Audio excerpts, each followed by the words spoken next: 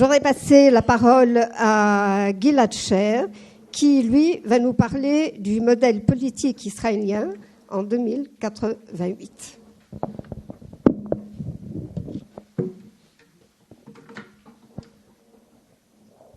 Merci et bonjour à toutes et à tous. Shalom.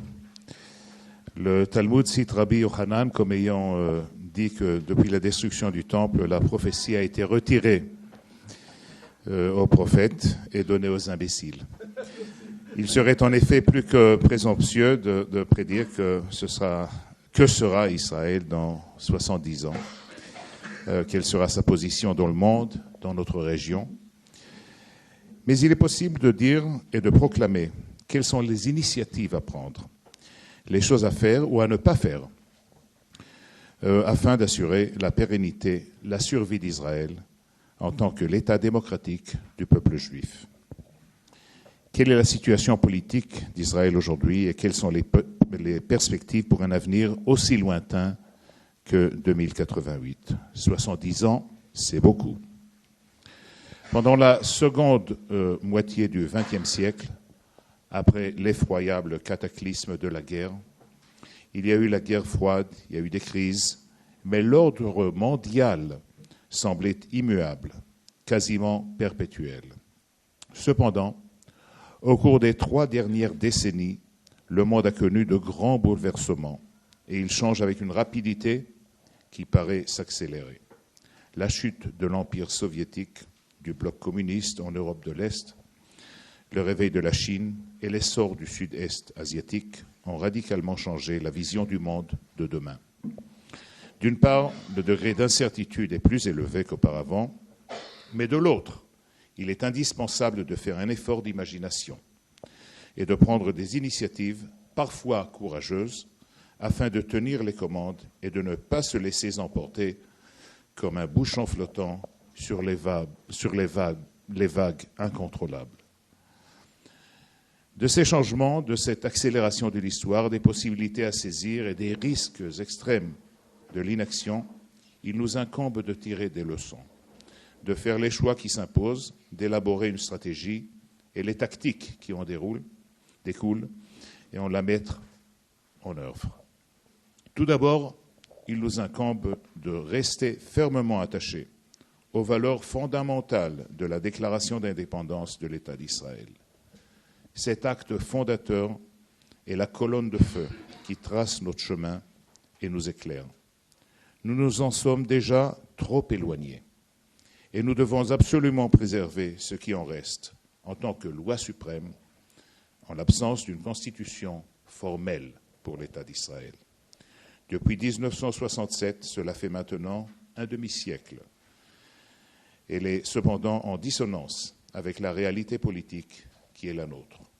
Cette réalité nous éloigne de nos valeurs nationales fondamentales. Elle suscite l'incitation à la haine, le racisme, la violence, l'indifférence et le manque de compassion à l'égard de l'autre, du faible, du différent. Il est clair aujourd'hui que, plus que tout autre État au monde, Israël a besoin d'une frontière, vous l'avez bien souligné, Monsieur de la Pergola. Une frontière sûre et reconnue, une frontière qui serait à terme la protection réelle et permanente du peuple juif. Aujourd'hui, comme demain, et dans 70 ans d'ailleurs, il importe de savoir dans quelles frontières vivent les Israéliens et pour quelles frontières ils sont prêts à donner leur vie. Un tel consensus renforcera la solidarité nationale et la garantie mutuelle, sans parler du resserrement des liens avec les communautés juives à travers le monde, aux États-Unis en particulier, liens qui doivent continuer à être un de nos principaux atouts. Comme l'a si bien indiqué tout à l'heure le professeur de la Pergola, la démographie qu'il prévoit, les tendances, les chiffres, exigent l'action politique. Et l'histoire démontre qu'il est possible de changer le cours des choses. Des conflits sanglants qui ont duré des siècles ont été résolus. La route la plus rapide, d'un bout à l'autre, de la ligne Maginot, passe par l'Allemagne. Dans 70 ans, si nous n'agissons pas dès maintenant, Israël ne sera plus un État juif, ou bien il ne sera plus un État démocratique. Ce sera la fin de l'épopée sioniste. Si par contre, nous prenons des décisions qui s'imposent et entreprenons d'agir en conséquence, nous pourrons réellement être la lumière des nations, comme le prédisait Yeshayahu à une époque où la prophétie avait encore cours. Quelles sont ces décisions? À ce stade de l'histoire d'Israël, il est plus important que jamais de mettre fin au conflit palestino-israélien. Le sionisme n'a jamais aspiré à gouverner un autre peuple. 50 ans après la guerre des 6 jours, il est crucial de définir la frontière entre Israël et un État palestinien démilitarisé afin de garantir l'existence de l'État-nation démocratique du peuple juif. Sauver l'entreprise sioniste demande du courage, du leadership et une responsabilité nationale. Sinon, Israël devra faire face à des arrangements imposés, à la délégitimation, à l'isolement international et à l'érosion de ses valeurs fondamentales. Par conséquent, la réalité de 2 États pour 2 peuples est indispensable. C'est dans l'intérêt d'un Israël juif démocratique et conforme à la vision sioniste. Il est réalisable tout au long d'une série de phases transitoires, d'accords d'intérimaires et d'étapes indépendantes, toutes conformes à un processus de négociation continu. Un dialogue interne israélien est également essentiel pour éviter les schismes au sein de la société. Dans l'ensemble du Proche-Orient et du Moyen-Orient, des organisations non étatiques telles que Daesh, le Hamas, le Hezbollah, les milices chiites, les salafites, répandent de la violence et la terreur au nom d'un fanaticisme islamique. L'Iran s'efforce de devenir une superpuissance régionale hégémonique ayant une capacité nucléaire militaire, tout en finançant et fournissant des armes aux organisations terroristes islamiques et en menaçant d'annihiler Israël. Aucune de ces menaces ne devrait être sous-estimée. D'un autre côté, les menaces militaires sur l'existence d'Israël ont considérablement diminué avec l'effondrement des régimes tels que la Syrie, la Libye, l'Irak. Les traités de paix avec l'Égypte et la Jordanie se maintiennent. Si les États arabes dits modérés se maintiennent eux aussi face à la poussée islamique radicale, nous pouvons envisager un changement pragmatique de leur attitude à notre égard, et des possibilités de coopération régionale, sinon de paix formelle. Il y a donc des opportunités politiques et économiques sur notre seuil, pas seulement des menaces. Le droit du peuple juif à l'autodétermination dans son propre État en Eretz Israël ne fait aucun doute et n'est pas en question. Mais de même, les Arabes palestiniens ont aussi le droit de l'autodétermination dans les territoires de Judée et Samarie et de Gaza, dans des conditions restrictives telles la démilitarisation et l'abstention d'actes terroristes. Pourquoi ne pas essayer, au moins, de définir des frontières, même provisoires, le long, disons, de la barrière de sécurité, en incorporant les grands blocs de peuplement? Cela contribuerait clairement à la sécurité nationale d'Israël dans son sens le plus large. Il faut promouvoir au sein du gouvernement une planification à l'échelle nationale pour la réinstallation de 100 000 personnes. Il est indispensable d'adopter une législation sur l'évacuation volontaire, l'indemnisation, la réinstallation et l'absorption. Cela a été recommandé, ce n'est pas moi qui le dis, ça a été recommandé par la commission gouvernementale d'enquête sur le désengagement de Gaza en 2010. En tous les cas, jusqu'à l'atteinte d'un accord de statut final, Tsahal restera sur place, même si les résidents israéliens se déplacent volontairement de leur habitation présente. Le statut de Jérusalem ne sera en aucun cas modifié en rien avant la résolution négociée du conflit. Le problème des réfugiés palestiniens, artificiellement perpétué par le monde arabe et les Nations unies, pourrait enfin être résolu par leur réinstallation dans leur pays d'accueil. Mes collègues négociateurs et moi-même avons passé des années à négocier les questions fondamentales étroitement liées de Jérusalem, les lieux saints, les réfugiés, le territoire, les frontières et des villages du peuplement et de la sécurité.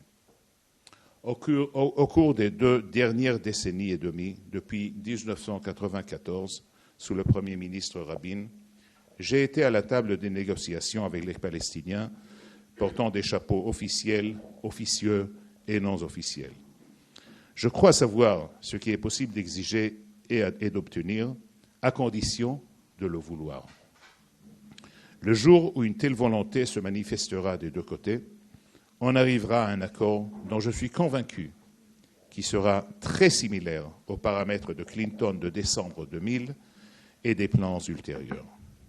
Pour y parvenir, nous avons besoin d'une approche proactive afin de résoudre le conflit par une division territoriale de la région entre le Jourdain et la mer Méditerranée en 2 États-nations.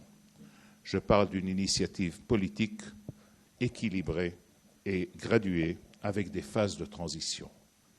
Il est temps qu'Israël prenne l'initiative, indépendamment, et cesse d'être l'otage du refus palestinien, du terrorisme, de l'extrémisme. En même temps, nous devons comprendre qu'un horizon politique pour les Palestiniens est aussi une feuille de route pour une véritable indépendance israélienne. Nous devons renverser la tendance vers un État binational qui ne serait ni juif ni démocratique. Il s'agit de distinguer entre la sanctification de la terre et celle de la vie humaine. Adhérer aux principes fondamentaux de la déclaration d'indépendance, c'est diviser le territoire et non le peuple. À défaut, et dans l'attente d'un accord, il s'agit de prendre des décisions unilatérales, comme le retour dans les limites de l'État de ceux qui habitent dans les territoires, mais seraient désireux de le faire. Et il s'agit de leur assurer les meilleures conditions possibles pour leur réinstallation. Contrairement au désengagement de Gaza mené en 2005 par le Premier ministre Sharon, l'intégration des habitants déplacés doit se faire d'une manière qui montre de la compassion et du respect à leur égard, et la reconnaissance des sacrifices qu'ils devront éventuellement faire.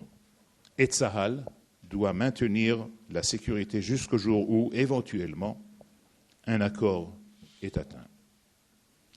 La communauté internationale devrait, quant à elle, faire la différence entre les principaux blocs de peuplement ainsi que les 12 quartiers juifs de Jérusalem-Est et les villages éparpillés dans le reste de la Judée-Samarie.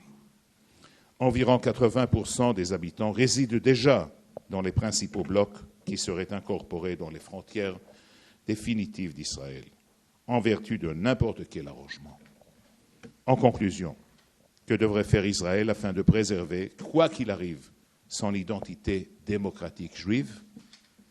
Il doit dessiner ses propres frontières, tout en se désengageant des Palestiniens, en déployant des efforts pour renouveler les négociations au niveau régional et bilatéral, même sans un accord global en vue dans l'immédiat. Nous devrions tous nous rappeler la déclaration du Premier ministre irlandais Bertie Ahern. Vous pouvez toujours recommencer à vous tuer les uns les autres. D'autres conflits, violents, sanglants, prolongés, ont pris fin. Il serait intolérable que celui qui nous oppose à nos voisins dure encore en 2088. Même la plus grande guerre en Europe n'a duré que 100 ans. C'est pour très grand part entre nos mains. Merci.